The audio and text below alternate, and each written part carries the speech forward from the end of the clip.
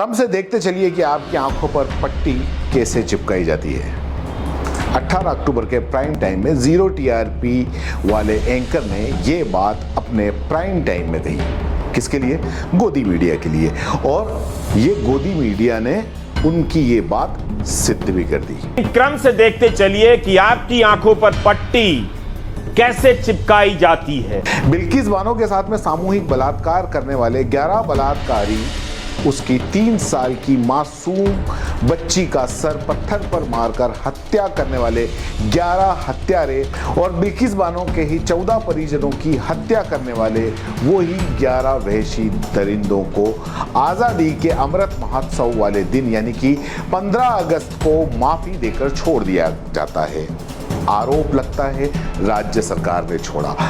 सवाल उठे गुजरात की भाजपा सरकार पर। सुप्रीम कोर्ट ने जवाब मांगा।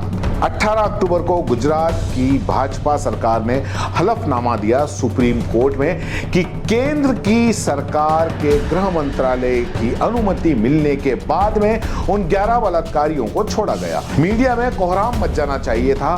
सवाल उठने चाहिए थे कि कैसे केंद्र सरकार अमित शाह का गृह मंत्रालय इसकी अनुमति दे सकता है। लेकिन मीडिया ने 11 अक्टूबर को क्या हुआ वो आप देखिए। बड़े बड़े चैनल के बड़े बड़े एंकर जो पत्रकार कहलाते हैं, अपने आप को पत्रकार कहते हैं, कि देखिए वो किस तरीके से अपने वो ही पुराने एजेंडे हिंदू मुस्लिम पाकिस्तान दाऊद वाला खेल खेल रहे थे। सिर्फ एक पत्रकार जीरो टीआरपी वाला जो खुद को अपने आप को जीरो टीआरपी एंकर कहता है, रविश कुमार को छोड़कर सिर्फ वो ही एक ऐसा पत्रकार था जिसने अपना पूरा प्राइम टाइम पूरी दबंगई से गृह मंत्री अमित शाह और उसकी केंद्र सरकार को कटघरे में खड़े करते हुए किया और सवाल उठाए। देखिए आप अपनी अकल पर जो जहर का ताला लगाया है उसको कुछ देर खोलिए और देखिए।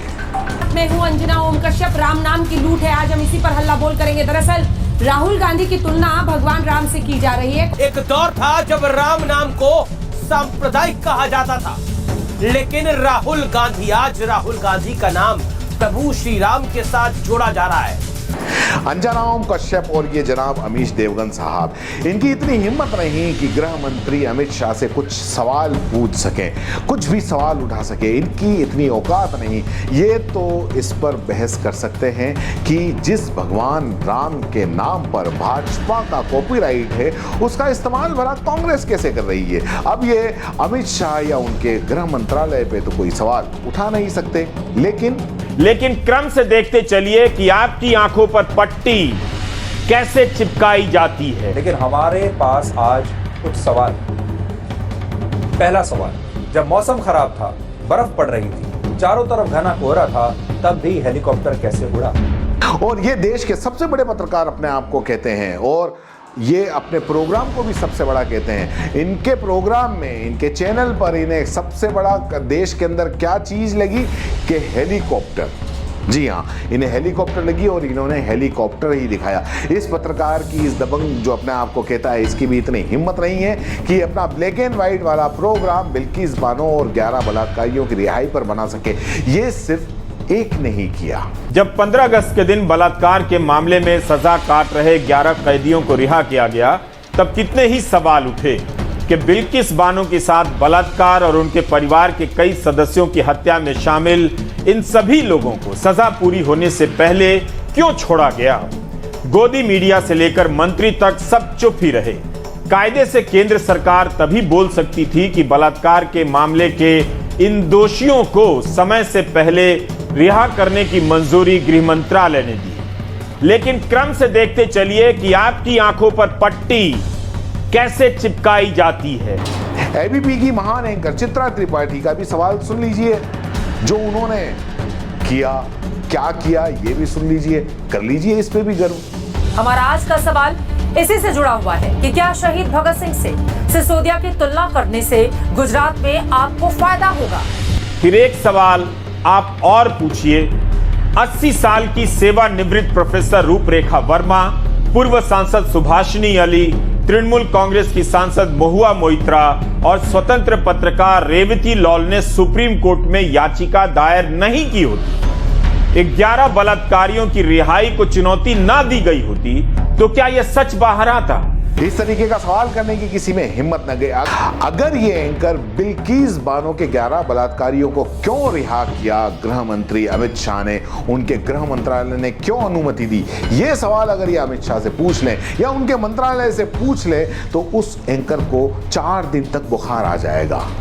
जी हाँ, 4 दिन तक बुखार आ जाएगा। लेकिन हाँ, ये पाकिस्तान और दाऊद पर कोई भी सवाल हो तो ये खुशी खुशी पूछ लेंगे, बढ़ चढ़ कर बोलेंगे। ये देखें, एबीपी न्यूज के सवाल पर पाकिस्तान की बोलती बंद। मोस्ट वांटेड हाफिज सईद और दाऊद इब्राहिम को भारत को सौंपे जाने के सवाल पर इंटरपोल कॉन्फ्रेंस में शामिल होने आए पाक डेलीगेट्स ने कहा थैंक यू। चल रही है और इस कॉन्फ्रेंस में पाकिस्तान से डेलीगेशन आया, उससे जब सवाल पूछा गया कि आप हाफिज सईद या दाऊद इब्राहिम को भारत को कब सौंपने वाले हैं, रेड नोटिस जो है उनके खिलाफ जारी किया गया था इंटरपोल की तरफ से, उसके बावजूद लेकिन इस पर जवाब नहीं आया और खामोशी रही। लेकिन सब ऐसे ही नहीं है। एक अकेला रविश कुमार एक ऐसा पत्रकार है जो ये सवाल कर सकता है पूरी बेबाकी से, वो भी सुन लीजिए। क्या गृह मंत्री अमित शाह इसके बारे में कोई बयान देंगे? अपने मंत्रालय के फैसले की प्रक्रिया के बारे में बताएंगे? गोदी मीडिया उनसे यह सवाल पूछ पाएगा? लेकिन क्रम से देखते चलिए कि आपकी आंखों पर पट्टी कैसे चिपकाई जाती है। लेकिन उससे भी बड़ी खबर और बड़ी जानकारी यह है कि देश के दुश्मनों की नजर अयोध्या में बन रहे राम मंदिर पर थी। कैसे रची जा रही थी साजिश और एनआईए की रेड आखिर वहां पर कैसी हुई, इस पर हमारी ये एक्सक्लूसिव रिपोर्ट देखिए। ग्रेटर मुंबई की city civil and sessions court के स्पेशल जज आनंद एल यवलकर ने 19 अगस्त 2022 को अपनी राय में लिखा कि इस मामले में सभी दोषी अभियुक्तों को निर्दोष लोगों के बलात्कार और हत्या के लिए दोषी पाया गया है। आरोपियों की पीड़िता से कोई दुश्मनी नहीं थी और ना ही संबंध था। अपराध केवल इस आधार पर किया गया कि पीड़िता एक विशेष धर्म की है। इस मामले में नाबालिग बच्चों और गर्भवती महिला को भी नहीं बख्शा गया। सबको देख लिया, लेकिन ये नफरती चिंटू अमन चोपड़ा को नहीं देखा, तो उसको भी देख लो। देश नहीं झुकने दूंगा, इसके अंदर क्या लेके आए हैं, हिंदू हिंदुत्व, राम और भी न जाने क्या क्या। देखो देखो, देखते जाओ। हैरान कर देने वाला बयान है, हैरान कर देने वाला। आपका बयान सुनिए, तय करिए, क्योंकि आप जानते हैं पिछले 60 घंटे में 3 हिंदुओं की टारगेट किलिंग हुई है। लेकिन जिस तरह से इस मामले में समाज ने चुप्पी साधी, यही लगता है कि समाज की चेतना में सांप्रदायिकता का जहर घुल गया है। इस डीएनए वाले को भी देख लो, ये बड़ा नमूना है। जी हाँ, सुना है डीएनए का कार्यक्रम अपने आप को बड़ा कहता है, सब अपने आप को बड़ा कहते हैं, सब देश में नंबर 1 है, सब देश में सबसे बड़ा पत्रकार अपने आप को बताते हैं। लेकिन ये सवाल क्या करते हैं ऐसे मौके पर, ये देख लीजिए। 11 बलात्कारी कुत्ते इन्हें नहीं दिखते, इन्हें आवारा सड़क पर कुत्ते दिखते हैं।